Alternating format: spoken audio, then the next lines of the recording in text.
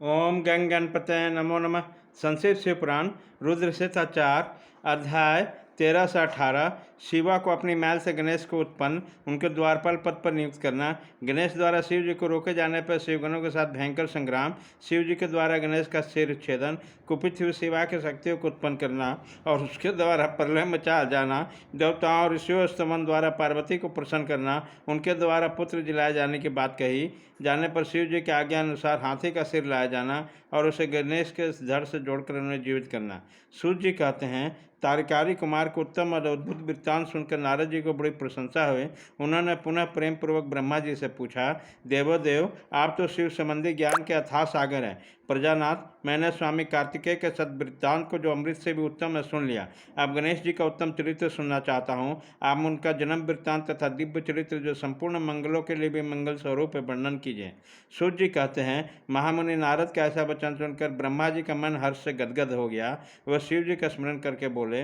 ब्रह्मा जी ने कहा, नारद, पहले जो मैंने विधिपूर्वक गणेश की उत्पत्ति का वर्णन किया, शनि की दृष्टि पड़ने पर गणेश का मस्तक कट गया, तब उस पर हाथी का मुख लगा दिया, तो वह कल्पांतर की कथा है। अब श्वेत कल्प में घटित हुई गणेश की जन्म कथा का वर्णन करता हूँ, जिसे कृपालु शंकर ने ही उसका मस्तक काट लिया। मुने, इस विषय में तुम्हें संदेह नहीं होना चाहिए, क्योंकि भगवान शंभु कल्याणकारी सृष्टि करने और सबके स्वामी हैं। वे ही सगुण और निर्गुण भी हैं। उनकी लीला से सारे विश्व की सृष्टि, रक्षा और विनाश होता है। मुनि श्रेष्ठ, अब प्रस्तुत विषय को आदरपूर्वक स्मरण करें।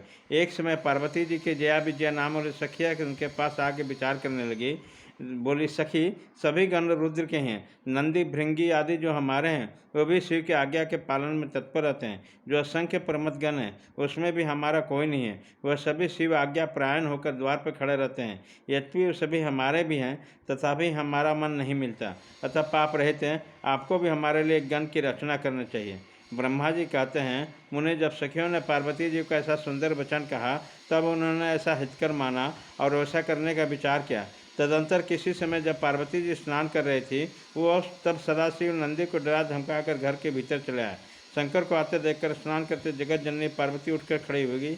उस समय बहुत बड़ी लज्जा हुई, वह आश्चर्यचकित हो गई। उसी अवसर पर उन्होंने सखियों को वचन को हितकारक तथा सुखप्रद माना। उसी समय एक घटना घटित होने पर परमाया परमेश्वरी शिव पत्नी पार्वती ने मन में ऐसा विचार किया कि मेरा कोई ऐसा सेवक होना चाहिए जो परम शुभ कार्य कुशल तथा मेरी आज्ञा में तत्पर रहने वाला, उसमें तनिक भी विचलित न होने वाला।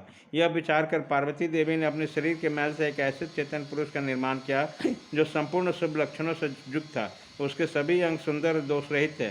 उसका वह सुंदर विशाल और परम शोभामान और महान बल पराक्रम से संपन्न था। देवी ने उसे अनेक प्रकार के वस्त्र, नाना प्रकार के आभूषण तथा बहुत सा उत्तम आशीर्वाद देकर कहा, तुम मेरे पुत्र हो, मेरे अपने ही हो। तुम्हारे समान प्यारा मेरा यहाँ कोई दूसरा नहीं है। पार्वती के ऐसा कहने पर पुरुष उन्हें नमस्कार करके बोला। गणेश ने कहा, माँ, आज आपका कौन सा कार्य पड़ा? मैं आपके कथनानुसार उसे पूर्ण करूँगा। गणेश के पूछने पर पार्वती देवी ने अपने पुत्र को देते हुए बोली। शिवा ने कहा, तात तुम मेरे पुत्र हो, मेरे अपने हो, अतः तुम मेरी बात सुनो। आज से तुम मेरे द्वारपाल हो जाओ। सतपुत्र, मेरे आज्ञा के बिना कोई भी हठपूर्वक मेरे महल के भीतर प्रवेश नहीं करना पाए, चाहे कहीं से भी कोई भी हो। बेटा, यह बात मैंने तुमसे बिल्कुल सत्य कही है। ब्रह्मा जी कहते हैं, मुने, यूँ कहकर पार्वती ने गणेश के हाथ में एक सुदृढ़ छड़ी दी और उसी समय सुंदर रूप को निहार कर पार्वती हर्षमग्न हो गई। उन्होंने परम पूर्वक अपने पुत्र का मुख चुमा और कृपापूर्वक होकर छाती से लगा लिया। फिर दंडधारी गजराज को अपने द्वार पर स्थापित कर दिया। बेटा नारद, तदंतर पार्वती नंदन महावीर गणेश पार्वती की हितकामना में छड़ी लेकर गृह द्वार पर पहरा देने लगे। उधर शिवा अपने पुत्र को गणेश को दरवाजे पर नियुक्त करने लगे, स्वयं सखियों के साथ स्नान करने लगे। मुनि, इसी समय भगवान शिव, जो परम कौतिक तथा नाना प्रकार की लीलाएं रचने में निपुण थे, द्वार पर आ पहुँचे। गणेश उस पार्वती पति को पहचानते तो थे नहीं, अतः वे बोल उठे, देव, माता की आज्ञा के बिना तुम भीतर न जाओ। माता स्नान करने बैठी है, तुम कहाँ जाना चाहते हो? इस समय यहाँ से हट जाओ। यह कहकर गणेश ने उसे रोकने के लिए छड़ी हाथ में ली।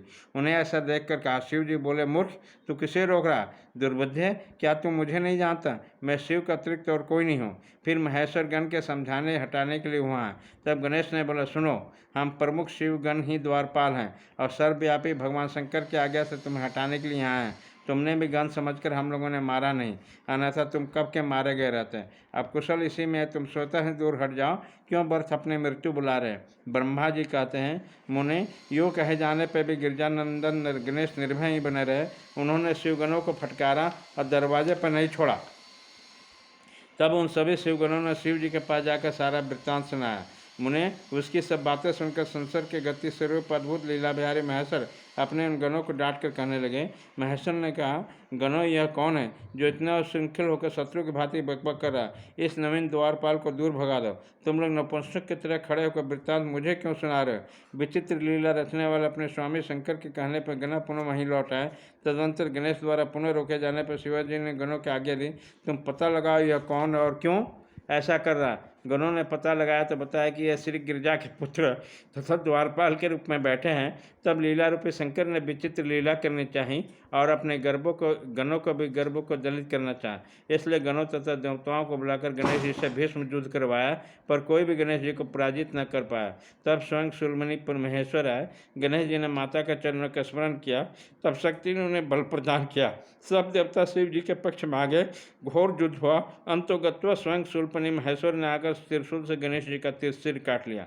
जब यह समाचार पार्वती जी को मिला तब वो क्रुद्ध हो गई और बहुत सी शक्तियों को उत्पन्न करके उन्होंने बिना विचार ही प्रलय करने की आज्ञा दे दी। फिर तो शक्तियों द्वारा प्रलय मचाए जाने लगी।